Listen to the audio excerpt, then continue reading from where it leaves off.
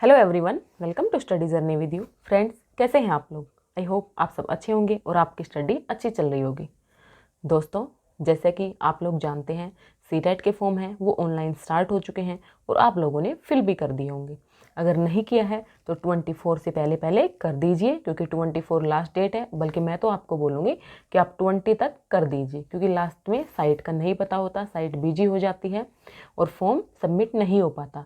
इससे आपकी सीधे 1 साल पर बात जाएगी, आप सीधा 1 साल पीछे पहुंच जाओगे। तो ऐसी गलती तो बिल्कुल भी मत कीजिए, अपना फॉर्म अच्छे से फिल कर दीजिए। सेकंड बात मैं आपको बताना चाहूँगी, आज की वीडियो में हम थोड़ा सा डिस्कस करने वाले हैं कि हम किस तरह से सीटेट की प्रिपरेशन को स्टार्ट कर सकते हैं और एक हाउसवाइफ होने के बावजूद, जिम्मेदारियां होने के बावजूद भी हम सीटेट को ईजिली क्रैक कर सकते हैं।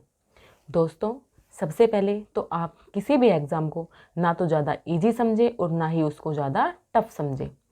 सीटेट मैं आपको बोल दूं कि बहुत ही ईजी होता है। हाँ, बहुत ईजी होता है, लेकिन आप लोग हर साल देखते होंगे कि जो रिजल्ट आता है सीटेट का वो 4-5%, लास्ट है 8% तक आता है। बस इतना ही रिजल्ट आता है। अगर इतना ही ईजी होता तो 100 में से 100 भी रिजल्ट आ सकता था, जबकि जो रिजल्ट है वो 5 से 10% के बीच में रहता है।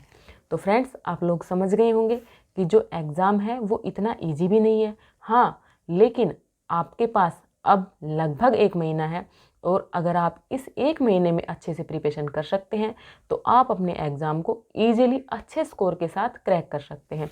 मैं ज़्यादा नहीं बोल रही, आप दिन में लगभग 3 घंटे तो आराम से निकाल सकते हैं। आप लोग अपने 3 घंटे निकाल लीजिए और बिल्कुल भी गैप मत दीजिए और 1 महीने तक लगातार प्रिपरेशन कीजिए। साथ में 3 घंटे के अलावा आप लोग प्रीवियस ईयर की प्रैक्टिस कीजिए। आपका एग्ज़ाम पास ही नहीं, अच्छे नंबरों से पास होगा। फ्रेंड्स, अब की बार आप लोगों ने देखा होगा जो एलिजिबिलिटी होती थी उसके अंदर थोड़ा सा चेंजमेंट हुआ है। अब की बार जो फर्स्ट ईयर के, जो पहले क्या करता था, सीटेट सिर्फ सेकेंड ईयर वाले स्टूडेंट्स को ही अलाउ करता था, लेकिन अब की बार बीएड, डीएलएड या जेबीटी, एसटीसी जो भी होता है, उसमें अगर कोई फर्स्ट ईयर में है तो भी वो अप्लाई कर सकता है। इस टेस्ट के लिए एलिजिबल है, उसकी पात्रता वैलिड रहेगी। तो इसलिए जो फर्स्ट ईयर वाले स्टूडेंट्स हैं वो भी इस फॉर्म को फिल करें। अब मैं बात करती हूँ, आपका जो एग्ज़ाम का जो मोड होगा वो ऑनलाइन ही रहेगा। कभी आप लोग सोच रहे हो ऑफलाइन होगा, क्योंकि लास्ट ईयर से हमारा जो एग्ज़ाम है वो सीबीटी बेस्ड होने लग गया है, कंप्यूटर बेस्ड टेस्ट, जिसके अंदर बहुत सारे सेट बनाए जाते हैं और सेट बनाने से थोड़ा सा डिफ़िकल्टी लेवल बढ़ जाता है। ज़्यादा नहीं बोलूँगी, लेकिन हाँ, जो ऑफलाइन आता था उसके कंपेयर में थोड़ा सा डिफ़िकल्टी लेवल बढ़ जाता है।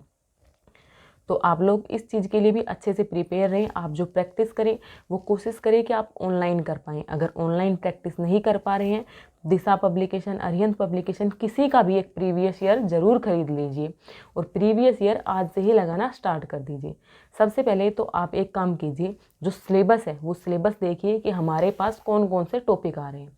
अगर आप लोगों ने अभी तक बिल्कुल भी प्रिपरेशन स्टार्ट नहीं की है, अगर अब भी आप एक सही स्ट्रेटजी को फॉलो करेंगे तो आप निश्चित रूप से इस एग्ज़ाम को आराम से क्रैक कर पाएंगे, जिसके बाद आप आगे आने वाली DSSS, KVS, जो भी और एग्ज़ाम होते हैं उन एग्ज़ाम के लिए एलिजिबल हो जाएंगे। अदरवाइज़ आप बहुत पीछे चले जाएंगे। फ्रेंड्स, सबसे पहले तो आप सिलेबस देखिए। जो पेपर 1 का सिलेबस होता है, पेपर 1, काफ़ी लोग पूछते हैं पेपर 1 से हम किस चीज़ के फॉर्म भर सकते हैं। तो जो सीटेट पेपर 1 क्वालिफाई होने से आप पीआरटी के लिए एलिजिबल हो जाते हैं, और जो सीटेट पेपर 2 होता है उसको क्रैक करने से आप लोग टीजीटी के लिए, यानी ट्रेंड ग्रेजुएट टीचर के लिए एलिजिबल हो जाते हैं, जबकि पेपर 1 से सिर्फ प्राइमरी के लिए होते हैं। जबकि जो पीजीटी होता है उसके अंदर सीटेट का कोई रोल नहीं होता, वो आप लोग डायरेक्ट भी फॉर्म डाल सकते हैं। सबसे पहले आप लोग सिलेबस देख लीजिए, एक बार थोड़ा सा सरसरी नज़र से देख लीजिए कि सिलेबस होता है वो क्या आता है। सीडीपी हिंदी इंग्लिश, ये जो 90 नंबर का काम है, 90 मार्क्स का जो काम है, सीडीपी हिंदी इंग्लिश, ये आपका पेपर 1 में भी है और पेपर 2 में भी है। सीडीपी हिंदी इंग्लिश, इनके बारे में डिटेल में बताऊंगी, लेकिन डिटेल में बताने से पहले मैं आपको एक बात और बताना चाहती हूँ कि आप लोग जो प्रीवियस ईयर खरीदेंगे उस प्रीवियस ईयर को अभी से लगाइए। अभी से आप जब बैठिए लगाने और आप जब एक प्रीवियस ईयर टेस्ट को लगाएंगे तब अपने मार्क्स देखिए कि आपके मार्क्स कितने आ रहे हैं, आपका कौन सा पार्ट है वो ज़्यादा कमज़ोर है। तो जो ज़्यादा कमज़ोर जो पार्ट है उसके ऊपर आप ज़्यादा फोकस कीजिए, क्योंकि फ्रेंड्स ऐसा कुछ तो है नहीं कि इसी में कोई बहुत ही डिफ़िकल्ट सब्जेक्ट है, सारे लगभग सेम लेवल के हैं। तो आप लोग ऐसा ज़रूर कीजिए, पहले प्रीवियस ईयर लगाइए और उससे देखिए आपका कितना स्कोर आ रहा है, आपको कितना स्कोर और करने की ज़रूरत है। और जो आपका टारगेट है, आपको 90 मार्क्स लेके आने हैं, लेकिन आपको 90 मार्क्स का टारगेट कभी भी सेट नहीं करना चाहिए।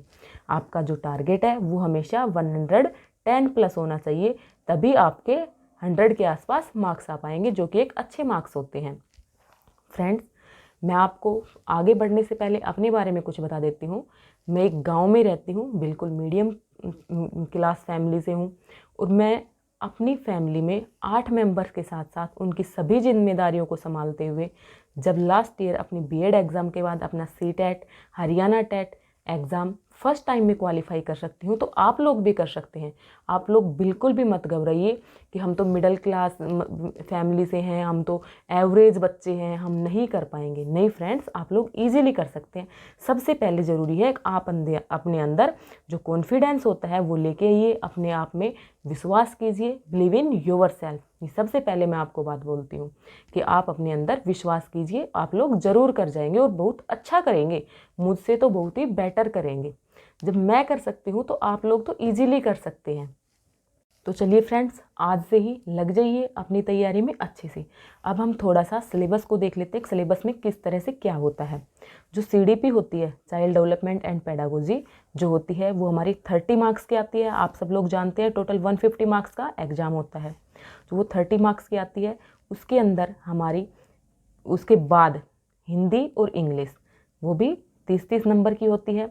EVS भी 30 नंबर की होती है और मैथमेटिक्स भी 30 मार्क्स का आता है।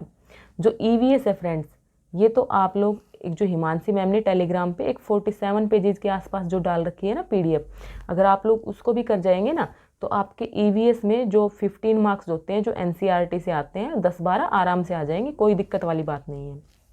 फ्रेंड्स, अब देखिए मैंने इनको 15-15 पार्ट्स में डिवाइड किया है। ये क्यों किया है? क्योंकि जो 15 नंबर के हिंदी और इंग्लिश में आपके क्या आते हैं, कॉम्प्रहेंशन आते हैं, पैसेज आते हैं जिनसे आपको क्वेश्चन उठाने होते हैं। रही बात ग्रामर की, तो जो ग्रामर का जो पोर्शन होता है वो सीटेट में बहुत ही कम देखने को मिलता है। हाँ, लास्ट ईयर कुछ 2-3 क्वेश्चन पुट किए गए थे, वो भी पैराग्राफ में से ही थे और वो बहुत ही इजी लेवल के थे। आप लोग ने थोड़ी बहुत 10 तक तो पढ़ी ही होगी, तो आप लोग इजीली कर जाओगे उन क्वेश्चन को। उन क्वेश्चन के लिए मैं आपको नहीं बोलूँगी कि आपको पूरी हिंदी ग्रामर पढ़नी है या पूरी इंग्लिश ग्रामर पढ़नी है, वो बेसिक क्वेश्चन होते हैं, अगर आएंगे तो आप वैसे भी कर लेंगे उनको।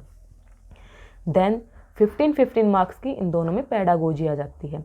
15-15 मार्क्स के कॉम्प्रहेंशन और 15-15 मार्क्स के हमारी क्या आ जाती है, पेडागोजी आ जाती है, हिंदी और इंग्लिश की। आपको वो भी अच्छे से करनी है। देन उसके बाद EVS का मैंने आप लोगों को कंटेंट के बारे में तो बता दिया NCERT का, फिर 15 नंबर की ही EVS की क्या आती है, पेडागोजी आती है। इसी तरह से 15 मार्क्स का मैथ आता है और 15 मार्क्स से पेडागोजी। यहाँ पर जो मैथ आता है ना बहुत ही बच्चों वाले लेवल का होता है, लगभग 5th क्लास तक के ही क्वेश्चन पूछे जाते हैं। आप लोग आराम से कर जाओगे, अगर आपको 5th क्लास तक का मैथ भी आता है तब भी आप उनको कर जाओगे। पेडागोजी आपको पढ़नी पड़ेगी क्योंकि उसमें कुछ अलग अलग जो क्या होते हैं हमारे, ये क्या बोलते हैं इनको, जो शिक्षा शास्त्री होते हैं उनके बारे में कुछ दिया होता है, अबैक्स वगैरह के बारे में मिलेगा आपको, तो ये सब आपको देखना होता है। अब मैं बात करती हूँ पेपर 2 की। तो पेपर 2 में भी जो आपको 3 सब्जेक्ट का मैंने बताया है, CDP, हिंदी, इंग्लिश, वो तो सेम इसी तरह से रहने वाला है। हाँ, लेकिन थोड़ा सा लेवल का फ़र्क हो जाता है। पेपर 1 में थोड़ा सा लेवल ईजी पड़ता है और पेपर 2 में थोड़ा सा लेवल अप हो जाता है। देन उसके बाद अगर आपके पास ग्रेजुएशन या BEd में आपका SST है तो आपको 60 मार्क्स SST से मिलते हैं। अगर आप मैथ साइंस बैकग्राउंड से हैं तो आपको 60 मार्क्स मैथ साइंस से मिलते हैं। 60 मार्क्स में क्या होता है फ्रेंड्स कि जो SST के जो 60 मार्क्स होते हैं उसमें 40 नंबर की तो थ्योरी आती है जो कि हमारी NCERT से आराम से कवर हो जाती है। 10 तक NCERT कर लीजिए। देन 20 मार्क्स की हमारी पेडागोजी आती है, वो आपको पढ़नी पड़ेगी। देन उसके बाद मैथ साइंस में 30 मार्क्स के होते हैं दोनों सब्जेक्ट।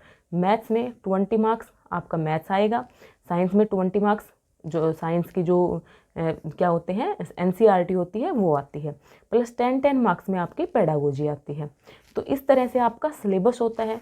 मैं अपनी चैनल पर एक वीडियो में तो कंप्लीट बता चुकी हूँ कि कौन सा चैनल से आपको क्या चीज़ फॉलो करनी है, लेकिन फिर भी अगर आप लोग चाहेंगे कि मैं इनके बारे में थोड़ा डिटेल से सिलेबस के साथ आपको पूरे सोर्सेज के साथ बताऊं तो मैं अलग अलग से वीडियो बना दूंगी। CDP की अलग, हिंदी की अलग, इंग्लिश की अलग, EVS मैथ्स, या एसएस की, सबकी अलग अलग वीडियो बना दूंगी। फ्रेंड्स, तो ये बात की हमने सिलेबस की। अब मैं आपको एक बिल्कुल साधारण सी चीज़ बताती हूँ। आपकी मान लो बिल्कुल भी तैयारी नहीं है, आप लोग क्या कीजिए, एक प्रीवियस ईयर ले आए, उसको सोल्व किया। देन उसके बाद आपको क्या करनी है, किसी की भी मैराथन देखो। पहले तो आप लोग किसी की भी, जैसे कि हिमांशी सिंह मैम हो गए या फिर सचिन अकेडमी सर, पर्सनली मुझे सर का कंटेंट बहुत अच्छा लगता है, सचिन सर का, तो आप लोग उनको देख लीजिए। उनकी जो 1-2 मैराथन है वो आप लोग देखो। मैराथन देखो, अभी नोट्स मत बनाओ, मैराथन को सिर्फ सुनो। देन उसके बाद अपने अंदर इम्प्रूवमेंट देखो। इसी तरह से देखो, जो पीछे उन्होंने मैराथन करवाई है वो देखो, या फिर अभी यूट्यूब पर भी कुछ प्रीवियस ईयर करवाए जा रहे हैं उनको देखो। आप उन सब चीज़ों को अगर एक साथ में लेकर के चलोगे ना, आपका स्कोर ऑटोमेटिकली अप हो जाएगा। और इन सब के बारे में एक डिटेल से और भी वीडियो बनाऊंगी कि आपको अच्छे से कैसे करनी है। लेकिन अगर आपने अभी तक तैयारी स्टार्ट नहीं की है तो फ्रेंड्स, आप लोग गलती कर रहे हैं, अपनी तैयारी स्टार्ट कर दीजिए। सबसे पहले आपको क्या काम करना है, आपको जो मैंने पैटर्न बताया, इस पैटर्न को देख लेना है कि क्या क्या पैटर्न रहने वाला है। देन आपको एक प्रीवियस ईयर खरीदना है, उसमें से एक क्वेश्चन को, आपको जो क्वेश्चन पेपर है उसको सोल्व करना है। आपको अपने मार्क्स देखने हैं कि आपके कितने मार्क्स आ रहे हैं 150 में से, कौन से पोर्शन में आपके मार्क्स कम आ रहे हैं। देन आपको क्या करना है, सभी सब्जेक्ट की एक एक मैराथन, सीडीपी, हिंदी, इंग्लिश, सभी की एक एक मैराथन सुनो अच्छे से। फिर अपने अंदर देखो, आपको जो भी यूट्यूबर अच्छा लगे उसी का कर लो। बुक्स के लिए मैं आपको कोई बुक्स नहीं बता सकती, सिर्फ प्रीवियस ईयर, मैंने तो प्रीवियस ईयर ही लिया था दिशा पब्लिकेशन का। बुक्स भी आती हैं अरियंत वगैरह की, अगर आपको बुक से पढ़ने की हैबिट है तो आप बुक्स परचेज कर सकते हैं। बाकी मेरा कहना तो यही है कि यूट्यूब पे फ्री में, कोई पेड कोर्स भी मत लेना, फ्री में इतना मटेरियल अवेलेबल है। आप सिलेबस लिख लो एक बार, और जो टॉपिक आपको पढ़ना हो, मान लो आपको थॉर्नडाइक पढ़ना है, जीन प्याजे पढ़ना है, वही आप यूट्यूब पे सर्च कर लो और उसी को आप अपने नोट्स बनाओ। क्योंकि फ्रेंड्स, बुक्स में क्या होता है, बुक्स रखी रहती हैं, हम उनको पढ़ नहीं पाते हैं। लेकिन जो हमारे खुद के बनाए हुए नोट्स होते हैं, हम उन पर ज़्यादा रिलाई करते हैं, उनको ज़्यादा पढ़ पाते हैं, और लिखी हुई बात हमें अच्छे से समझ भी आती है, हमारे माइंड में भी ज़्यादा देर तक स्टे करती है। तो फ्रेंड्स, यही मेरी एक छोटी सी वीडियो थी, आपको एक छोटी सी सलाह थी। आप लोगों को सभी को ऑल दी बेस्ट।